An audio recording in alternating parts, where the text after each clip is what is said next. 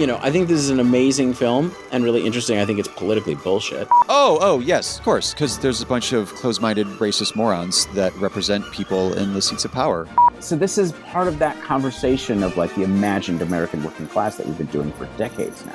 These are Bollywood musicals. They just don't have dance numbers because Hollywood doesn't have the balls to just, put in a dance number. And if you can direct an action sequence, you can direct a dance sequence. It's 5 fucking stars. It's absolutely unbelievably beautiful and amazing. And it is total propaganda for the Cuban Revolution.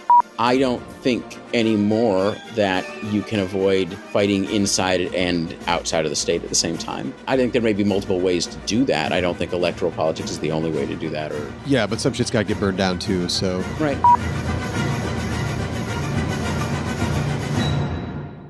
Honestly, it kind of warms my heart that somebody out there was thinking that the Watermelon Woman was a threat to like white, hetero, cis Christian culture. I know we're saying that this isn't technically like a good movie, but a movie with surprisingly good elements and a really fucked up package. This ending, you have good characters that are entirely powerless against the unstoppable evil capitalists. Mm-hmm. Only after Avengers did Marvel movies start doing as well as Ghost. Right. Starring Patrick Swayze, Demi Moore, and some very phallic clay. Did the word pornography ever enter your mind when you were watching this film, Isaac? Nope. And I think it has the Politics of Cinema stamp of approval. If you want to use this as a first date movie, go for it. It seemed to have worked out for my folks. Fuck capitalism. Fuck all of this stuff. Welcome all to the Politics of Cinema. On this show, we believe films are never neutral. There's a political as well as an artistic message captured in every film, in every country, and in every time period, and we're on the lookout for all of it. My name is Aaron Spears. And my name is Isaac Miller. And on this episode, we are very, very late in celebrating May Day this month with our traditional May Day episode. And we're also celebrating it with a extremely atypical choice for a May Day episode. We'll sort of talk through how how we feel about it. With a Latvian worker revenge horror movie that is The Man in the Yellow Jacket from 2014. Nope. It's The Man in the Orange Jacket. The Man in the Orange Jacket. You said yellow.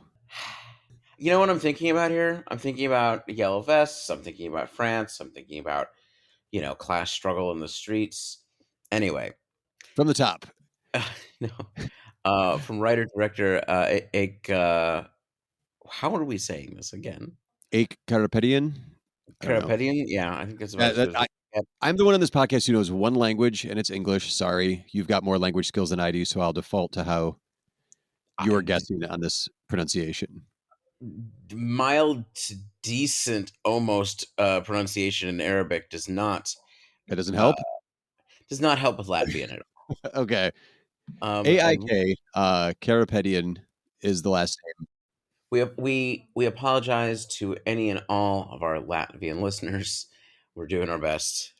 Yeah, indeed. We're trying here. Well, I think in the past we have celebrated May Day all month long. And so I feel like since we're getting this still in May, we're in the realm of Politics of Cinema May Day celebrations. We are.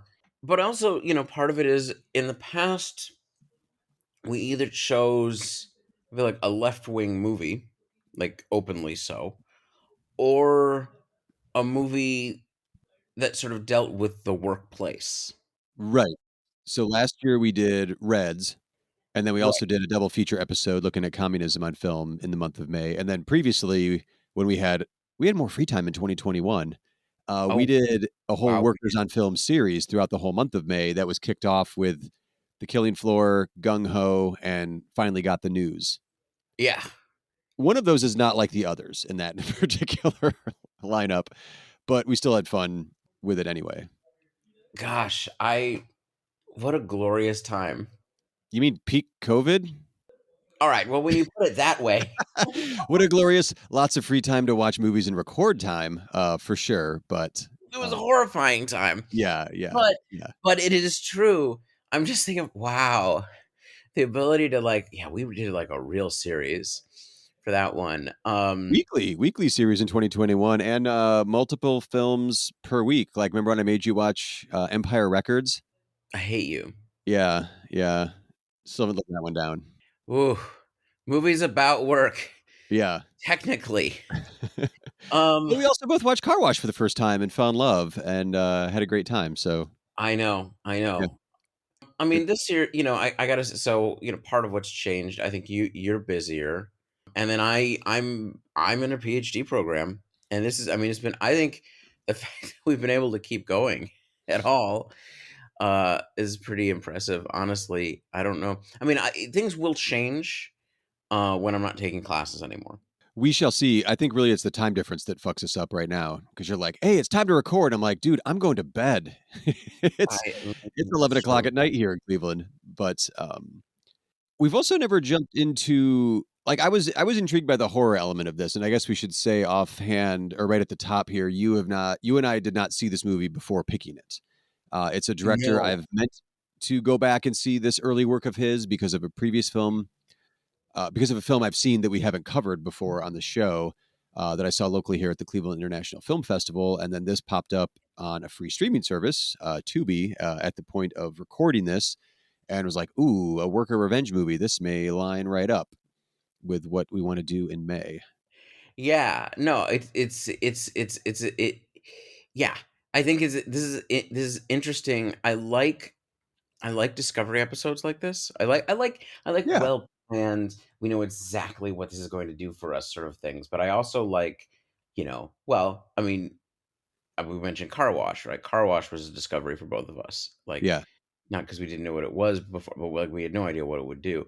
This one is one of these ones where I'm like, I'm still working through how I even feel about it. Well, part of it was you finished it yesterday, so there hasn't been much time to really kind of mull it over either. Yeah, no, it's one that probably takes some work. So what are we talking about with the man in the orange jacket? The what do we got here? The one sentence synopsis from Letterboxd and IMDb. I think they matched up. A man is fired from his job and begins to stalk his former boss and his wife.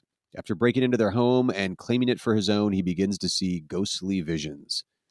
As is usual the case here, there's some spoiler-ish territory with this movie. We're going to be talking about it, so if you don't want to know any of that stuff, obviously watch the movie beforehand. But it's not a spoiler to say that he breaks into the house and kills them in the first couple minutes. Like that's the start of the movie. I think it's so I don't think it's incidental that they're actually playing. So basically, they're talking to each other, and they're talking to each other about the businessman and his wife, the boss and his wife are talking to each other about going on a after firing all these people, and he feels so guilty about it. Oh, they're gonna go on an Italian vacation so he can Mhm. de-stress, Right. and then literally in that scene, the worker comes in his work clothes and kills them with tools. I would say with worker tools as well, which I kind of liked that element of it. Well, it's like he's a themed serial killer from an 80s slash. It really is. It really is. And it's violent. Yeah. Like this is not a, off screen or any like it is a violent death for both of these two. And I I'm not sure what it is about the movie, but I didn't really care maybe because I know what I mean it's in the premise like he's going to break in, he's going to get his revenge, right? Mm. I didn't give a shit when he murdered the guy, the owner of this company. And then he's obviously, he's does not have an age appropriate wife. I mean, he's got, a young blonde wife who's probably could be his like granddaughter for all I could tell. When she gets murdered, the brutality of that one, I really started to turn. I'm like, okay, I'm not on the side of the worker anymore here. And then it kind of, I kept getting more and more distance from this guy, from this main character, who I believe is nameless the whole way through, right? Yes, he's nameless the whole way through. And I think, part of it is one, she's not the person who fired them, even though she also doesn't like care. So like that, that feels less justified, right? And Maybe also that's part of it. Yeah. the other thing is, and we can sort of talk about the way gender is portrayed in this movie, which is very intentional, but what is it trying to say with this? But basically, like, she her death is a lot more horrible because basically the boss dies immediately, right? It's like one blow. That's no, yeah, you're right. That's definitely part of it too. It's yeah, Yeah. So she runs for it, and it takes, there's a chase, like, once mm, again, slasher style. very And much. there's and as we see throughout the movie, we'll get to this. I mean, there is, this could be seen. Part of the question is how self-aware is the movie of what it's doing there, and later in the movie around gender. I would think it's quite self-aware. These are very I think it is intentional too. choices. Yeah, but you're kind of questioning it. Well, I mean, I don't. I want to be fair. If he's trying to make a comment on gender, on sort of, I mean, honestly, on either the violence of this, and why it would be directed at women, because there's more women who are hurt throughout this movie. I'll just, I mean, this isn't spoilers. Like, we're going to talk about this. There's several sex workers who there's imagined violence against them, I guess, Right, because it doesn't right. actually happen. So is it better to kind of go through? 'Cause it's only like as when the credits hit the screen, it's like 63 minutes. It's a quick, Yeah, it's basically very. hour-long movie with nearly zero dialogue. If it was more than 4 or 5 pages altogether of dialogue, I'd be shocked. It's Yeah, definitely leaning more to mood and atmosphere and tone. So we have the opening killing of this horrible industrious capitalist who lays off all the dock workers, and so it's like what, hundreds, thousands? I don't know. A lot of people losing their jobs. The worker gets revenge. Actually, in the cast list it says Dan, so I guess he is a named character. I don't remember hearing that name, he's not in the but movie. that's the way I'm seeing it listed here now. And then after he's killed both of them, the first title card pops up with what looks like Roman numeral 1, kind of a cloth background with a little bit of blood on it. And we get to see this worker kind of sampling the lifestyle of the uber rich, who are dead. He just hangs out in their house. And then we get a 2, 3, and a 4 section. And as it goes through those different chapters, those different sections of the film, the kind of crumpled cloth background gets more and more bloody until we see, 4. It's fully red. So visual metaphor there for, I don't know, like the bloodlust. I know this main character. I guess call him Dan. He seems to me like, okay, now that he's off these people, he's just going to pretend he's them. Like he's just going to live in the house and enjoy, the luxury and the riches that come with, like, I'm living in this giant mansion all by myself now. If you take if you lead a violent revolution and you simply take over the master's tools and house and place, you're gonna end up like Lady Macbeth. Which is why I think this is deliberate, the way he's putting this film together, because we're looking at what happens then when you're comfortable presuming this is the first 2 people Dan has murdered, because we get no background information, which I do enjoy. This is how we see him. We get no flashbacks, we get no backstory. It's just, worker revenge, and then enjoying the spoils of taking out the boss. But also how corrosive that becomes fairly immediate. Well, it's very quickly. It's only 60 minutes, like I said. So it ends up being pretty quick. We see, or actually we hear, that there's something else in the house, a figure of some sort, because there's this great audio mixing on this movie of noises or creaks or footsteps or human noises that really fuck with his head. We also see, I think it's at the beginning of chapter 2, another person in an orange jacket showing up across the pond that's on the property. Which is him. Is it him? Is it another worker coming for revenge? I mean, I think I mean, part of it is if it's another entity, it's one that looks just like him, right? Right, Because right. No, yeah, I'm being facetious. It's yeah, yeah, yeah, it's really like the horrors of maybe what he's already done, or like kind of in the back. Oh, is someone going to come for me? Like I came for this guy who I just took out. right. Yeah, no, you see him, go out. You see him sort of. I think he eats at a nice restaurant. Yes, yeah, yeah. So he has access to some sort of either money that he has found in the house or on their persons, I guess, presumably. Yeah, but he takes no pleasure in any of this. Right, right. It's very much just a monotone performance from Dan here, who again like utters maybe a few words.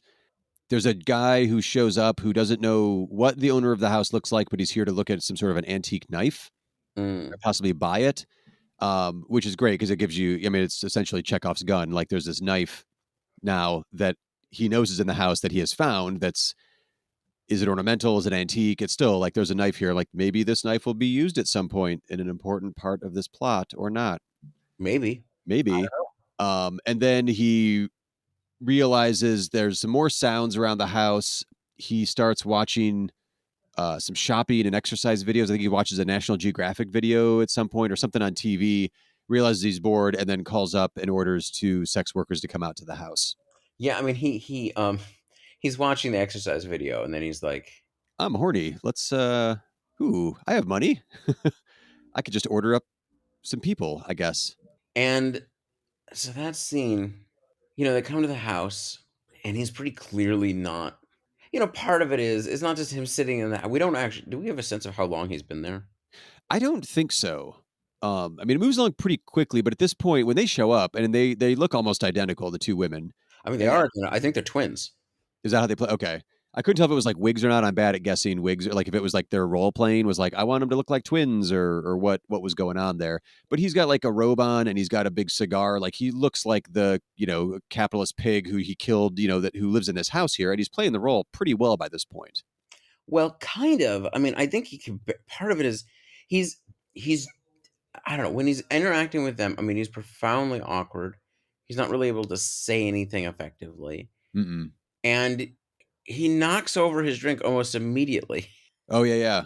I mean, so he's not actually able to interact with him very effectively.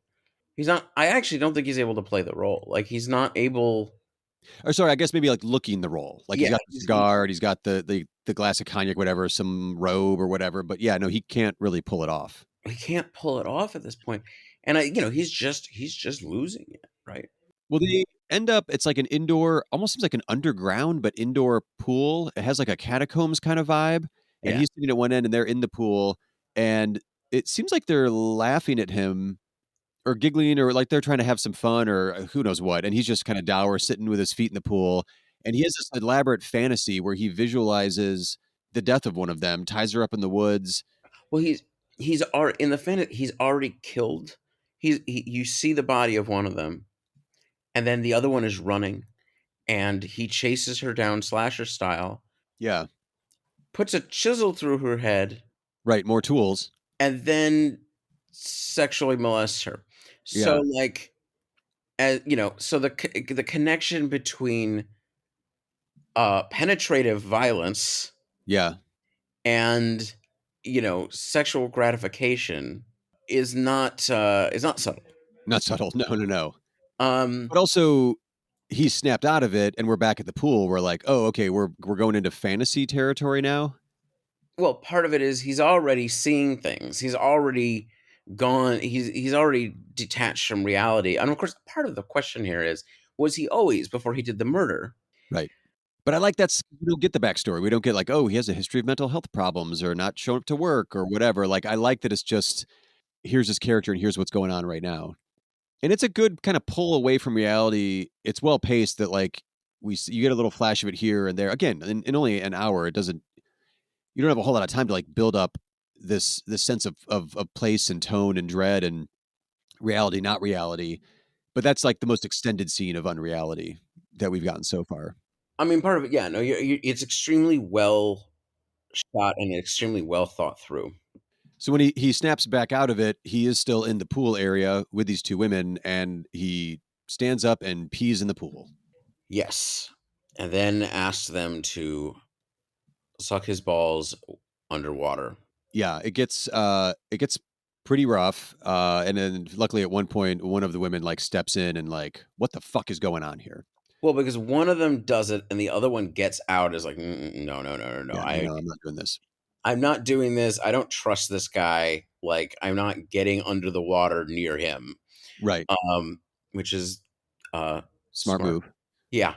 And the other one sort of does it and, is struggling. And then the other one intervene, and he's sort of like starting to push her down, and the other one intervenes and is just like, no, no, no, no, no, no. Yeah, about 15 seconds after I was uncomfortable, she does step in and breaks up the scene. So you're like, okay, good, good. And then basically they're paid to leave and Well, be quiet about it. Well, actually, they kind of demand more pay. yeah, well, that might be their actual just pay. I think that might just be. Oh, could be even if services weren't rendered, we're still getting paid for this. What the fuck? Well, services were rendered. He took their time. Right. They're not part of it is they're not necessarily, but part of it is I mean, a lot of times there's services like that. There might be people who don't even have sex. They just want to watch you do something. They just want company, and they're rich enough to pay for, like there's all Right. sorts of things. But in this case, he had a certain amount of time. He didn't use it. Also, he was fucking weird and kind of threatening. Oh yeah. And so, and then one of them, I think presumably the one who was under the water, kisses him on the cheek on the way out. I don't know what's going on there. Is this Nope. pity? Is this I don't know. Maybe there's something I'm not picking up on, but I'm sort of like, okay. And then it kind of just descends from there. Yeah, we get that moves into chapter 4, which is, like I said, the background cloth is all red with blood now. We get the full moon imagery. The faceless other man in the orange jacket is now in the house. The knife is found from the box again. So the knife comes back out. The power goes out.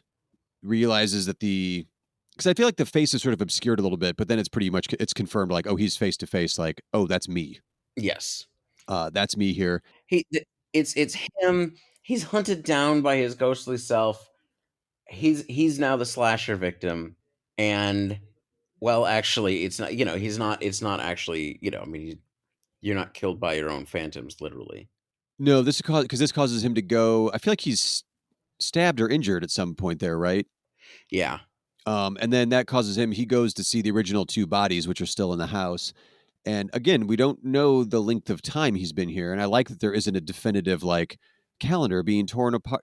A day floats away on the calendar every day, or he's marking days off or something. I like that it's kind of doesn't really tell you what's going on time wise.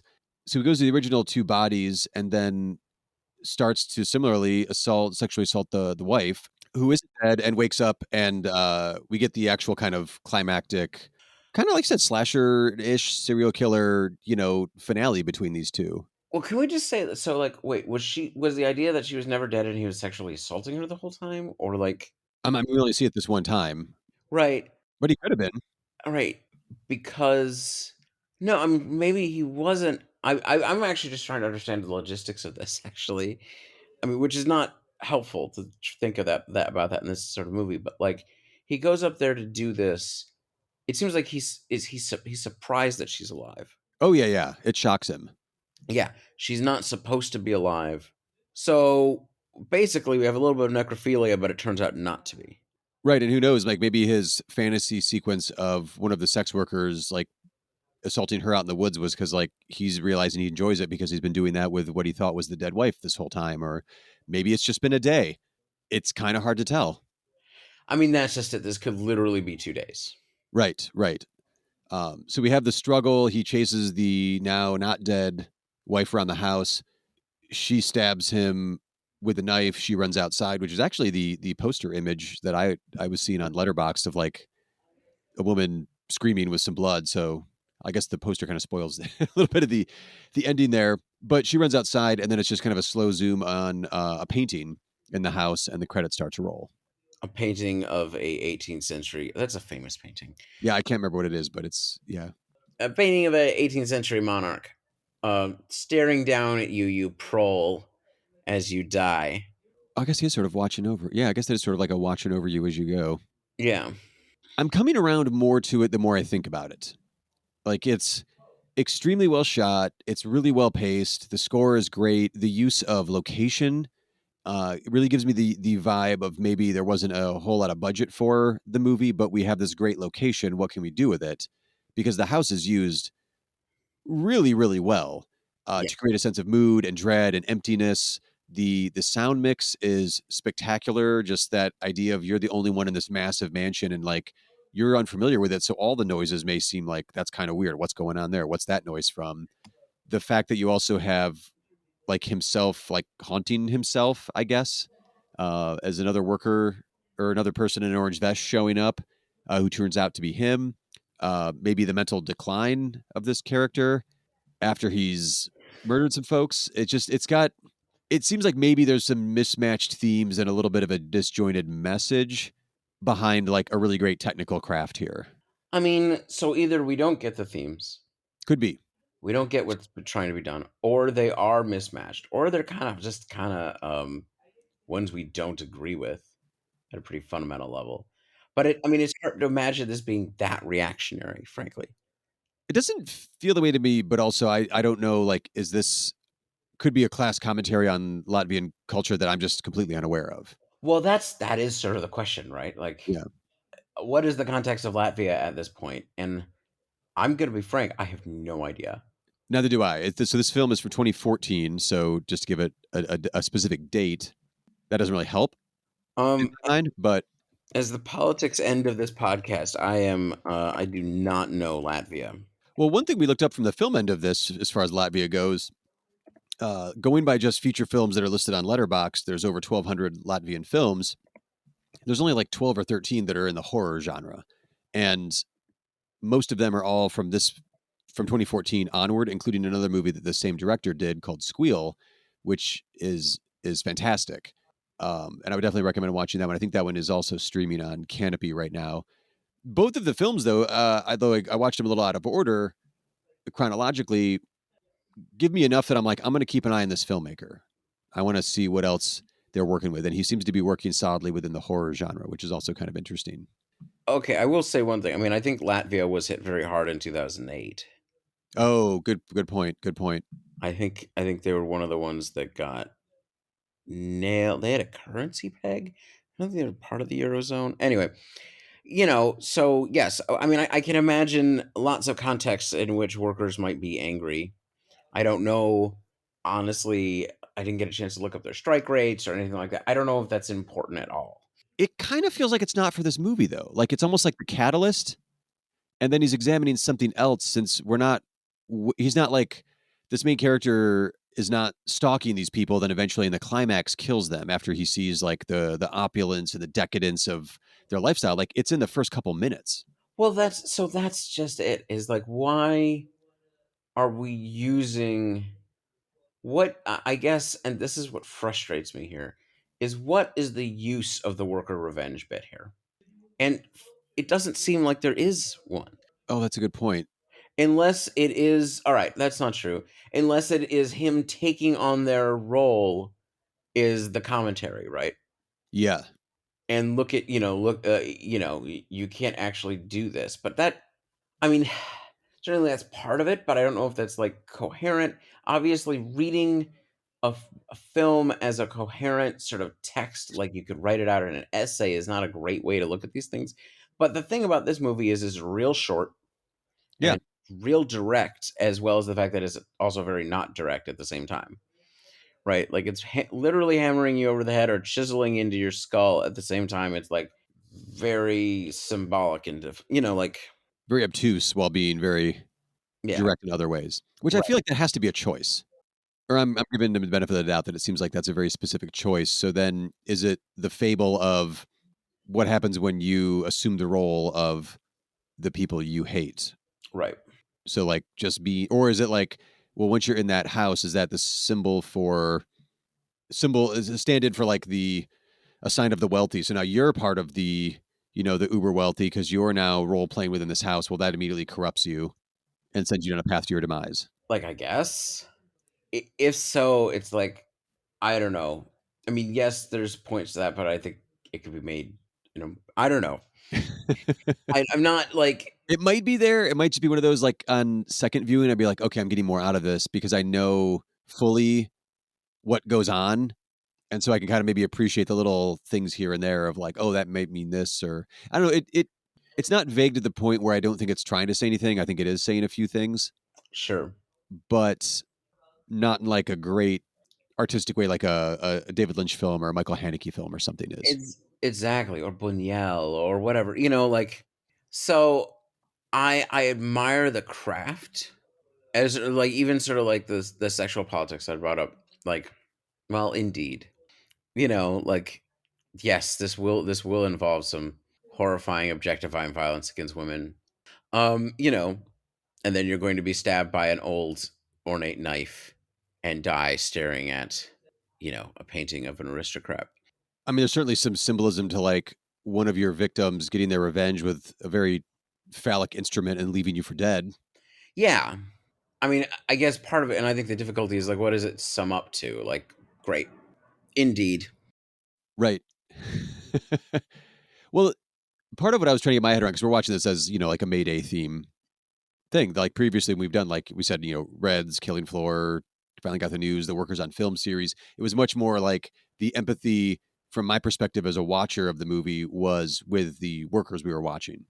Unless it was I Empire mean, Records, in which we just had hate for everybody. But yeah, I mean, that's different. That's different. Just burn it that's down. different. Right. Burn it down. Where I think then if I was just watching this, like if we were watching this as part of like art house horror in October or something, I might have had a different reaction for it. But I was kind of like, maybe because in my head I'm like, well, I should be on board with like the worker here. I'm like, no, this guy's a murderer and and and assaulting people, and this is not a good person. So I wanted to be, on the worker side, but it just wasn't with this one. Yeah. I mean, I don't think, yeah. I mean, it's not giving you the space to be that, right? Which is a different way to say like you're not really empathizing with the main character who you're with for all of like the 63 minutes, whatever it was, of the movie. This isn't someone that you're really set up to identify with or to cheer for or like.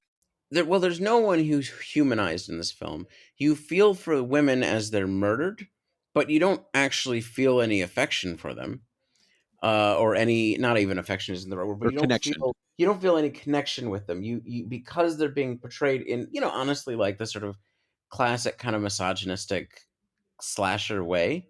In terrified, it you feel for that, and because it's well done filmmaking, you feel that a great deal. Yeah. None of them seem like people you'd want to spend any time with. No, and technically none of the women are killed. Technically, no, you're right. Technically, Yeah, none because of the one women was just a are fantasy killed. sequence, and the other one she kills him, You know what? so she has her revenge. I should say, obviously, you don't need to feel any empathy for them. That's not what I mean. No, It's no, no, I know just, what you but this is a movie that's an exercise in, huh? It's an exercise in what? mean. I mean, my initial reaction is like craft and tone and mood and Yeah. some vague themes of like, I don't know, the underlying violence that could be there at any moment or transforming into someone or something else, and the toll that takes on the human psyche. Kind of. Well, do you think this is a leftist film, Isaac? No, no, no, not at all. We're going to have to atone for this movie. Yeah. For this movie as our Mayday movie. I appreciate the craft of it, and I'm glad I watched it.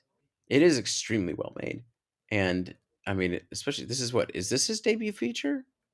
It is his second feature film, actually. Okay, so this is his second feature film. Like, it's sure, it's a second movie, but like, no, this is quite well assured. But uh, Big old but butt. we will have to watch a true leftist movie, or a true movie about working class experience or something, to atone for this is our Mayday movie.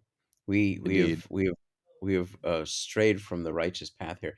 No, I mean, but I'm glad I'm glad we did it though, because it is really interesting. It's just like, whew, damn.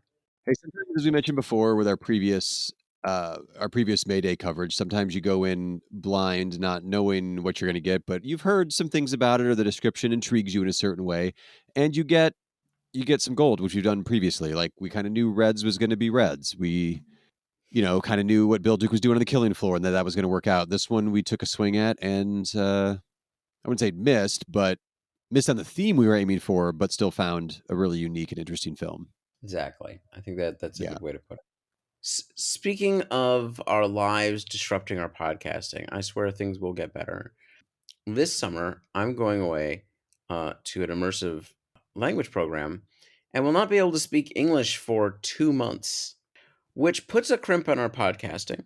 I don't understand Arabic, so we could record, but we'd be speaking two different languages, and one of us, me, would not know what you're saying.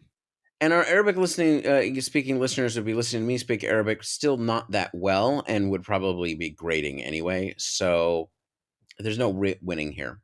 Fair enough. So we're gonna be recording some episodes before then that we're gonna sort of spread throughout that period, but we're not totally sure what order we want to go with yet. So things are just gonna sort of sprinkle in. Yeah. So when you see it download in your feed, the usual thing, watch that movie before you join the conversation because we will be spoiling it. Or if you're not that interested, listen to us and see if we sell the movie to you, I guess. And I think we prefer being on a schedule, but at the moment it's very difficult, but we still want to keep this rolling along. But I think the plan at this point is to be looking at some relatively contemporary cinema as in the last couple of years. Right. We don't tend to attempt to keep abreast of things. We don't really do like Oscar watches unless it's sort of interesting, but we do dip into contemporary cinema and see sort of like where we're at in terms of the politics of cinema at the moment, and then dip back out for other periods because we can do what we want. We're free. We're not free. No one is free until everybody is free, but nonetheless, we're doing our best here. So yeah, those will be coming. I think we'll probably announce the schedule in the next episode. Or I'll cut it out because it changed 4 times after that, but we'll see. Yeah, we'll see. Yeah. But before we fully sign off, be sure to rate and review the show in whatever podcast app you're using. And if you do enjoy the show, tell a friend or two. Now, if you love the show and feel so inclined, we also have our Patreon page set up. Just see the links in the show notes. And until next time, I'm Aaron. And I'm Isaac. Stay safe out there. And remember that, here's the thing. I'm not going to play with the premise of this movie for Stay Safe because no. I mean, how do I put this? Revolution is necessary and justified, but stay safe and make sure that, no, I don't know, hyper bureaucratized, ideologue, well, not ideologue, frankly, anti-ideologue takes control of your movement and turns it into vehicles for their own power, and that can come at many different levels.